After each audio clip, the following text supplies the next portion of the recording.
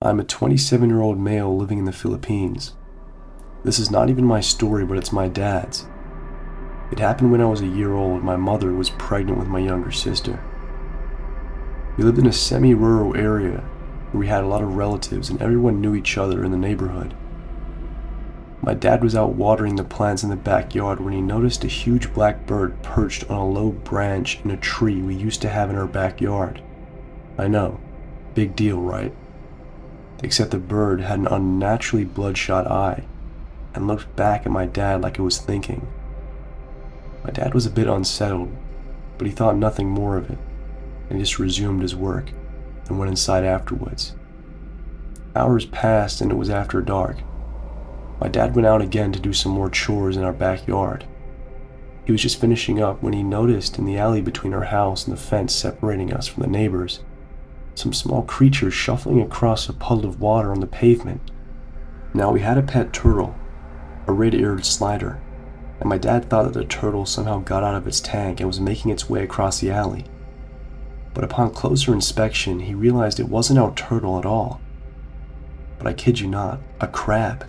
That's right, a crab. Hundreds of miles away from the sea. It was huge, dinner plate sized, and what further unnerved my dad was that this crab had, like the bird from earlier in the morning, bloodshot eyes.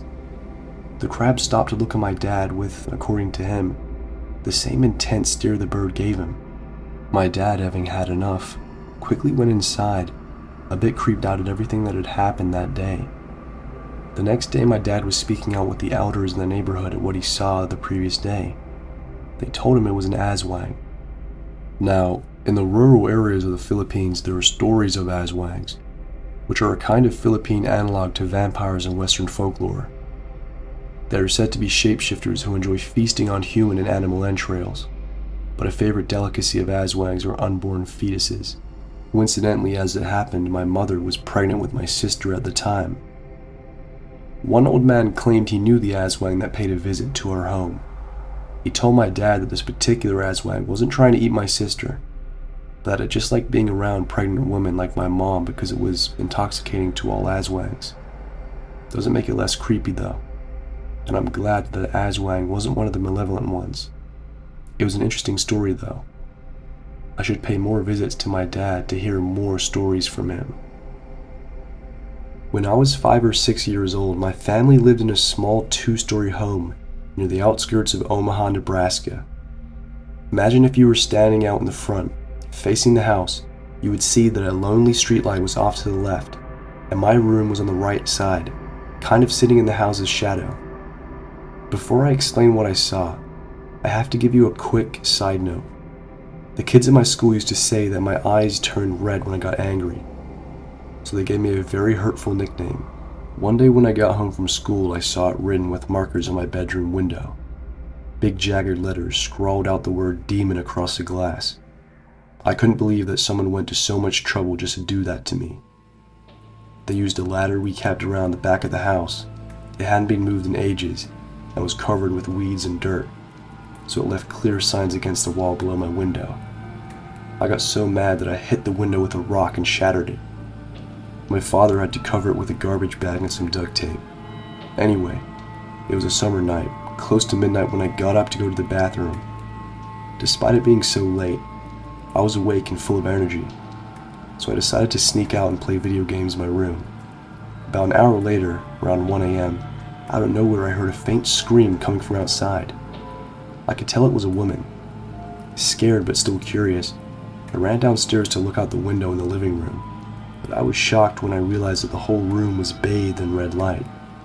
As I surveyed the surreal environment, it felt like an alien world, despite the fact that it was full of furniture and items I saw and enjoyed every day.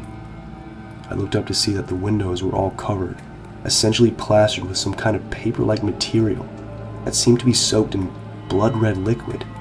I ran back up to my room and carefully climbed up the windowsill, peering through the unbroken part of the window as to not be noticed. What I saw at the edge of the circle of the light on the street was the shape of a man crouching over a woman who lay motionless on the ground. The man wore an orange short-sleeved shirt and what looked like jeans, but the girl was dressed in a sort of business casual attire. a collared white shirt with a black skirt and stockings. I saw a streak of blue in her otherwise brown hair. The man looked up and his face was so pale that it stood out in contrast against the darkness around him. A dark red speared and stained in his mouth and face. And that's when I realized I was looking at a vampire.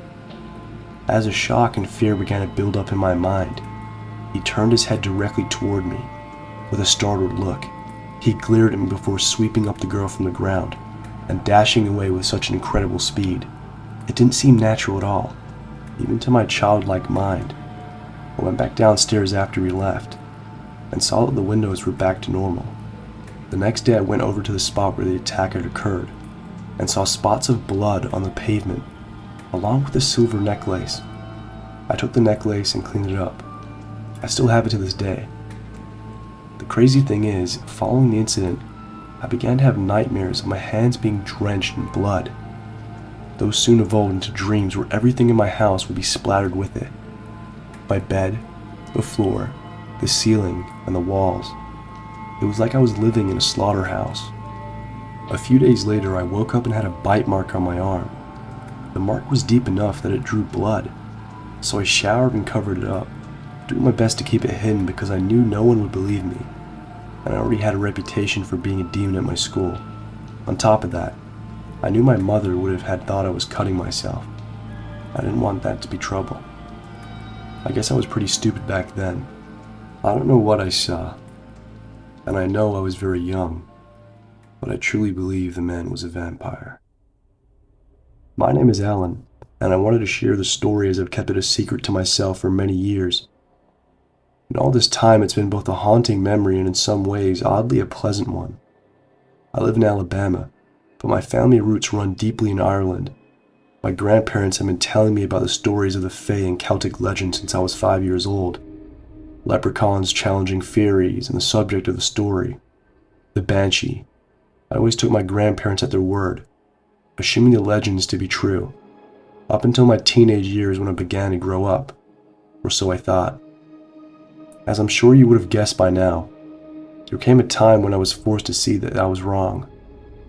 The night before my high school graduation, my grandfather passed away due to a heart attack. I had to open my eyes to the legends once again. That very night I became a true believer. Needless to say, I didn't make it to my graduation ceremony, opting to stay with my grandmother and to keep her company. She was understandably broken up. At about 2 in the morning, 5 hours after my grandfather passed, I decided to sneak out to the front porch of my grandmother's rural home for a quick cigarette while everyone else was still asleep. It happened about 5 hours after my grandfather passed. I had decided to stay with my family so I could help console my now widowed grandmother.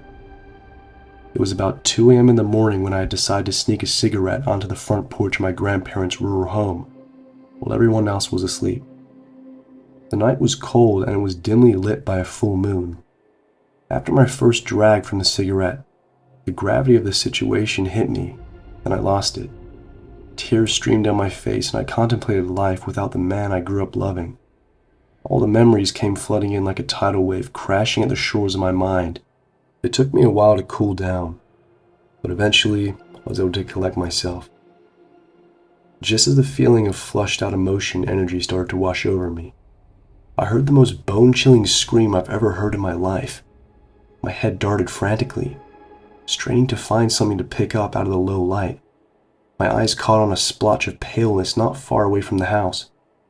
It was a long, flowing white dress. As I scanned upward, analyzing the unexpected figure, I could see strands of long, black hair dancing in the wind, obscuring the mysterious face of a woman. One word came to the forefront of my mind as I desperately searched for the explanation. Banshee. As I stared on, I noticed another figure standing next to the woman. After focusing my eyes on it, I could see clearly that it was my grandfather. He was right there, just meters away from me. 5 hours after he was taken by the ambulance to have his final wishes carried out. He gazed longingly toward the house, while the woman stared away into the distance. I watched them, petrified for what seemed like an eternity before the Banshee suddenly turned her head to lock eyes with me. My heart seemed to stop as the details of her legend came back to me. The banshee was said to be something like an angel of death, appearing to signify the death of someone. Some say she appears to take lives. A few seconds later, she unleashed another unearthly scream as my grandfather raised his hand to bid me farewell. One last time. The two vanished before my eyes, leaving me alone in the darkness. After that night, the way I saw things was forever altered. I realized that the world we think we know is far too strange to make hard claims. This event began to make me strongly feel it would be a trend in my life. I have this inkling that my future holds many more bizarre encounters. I've had a few more already.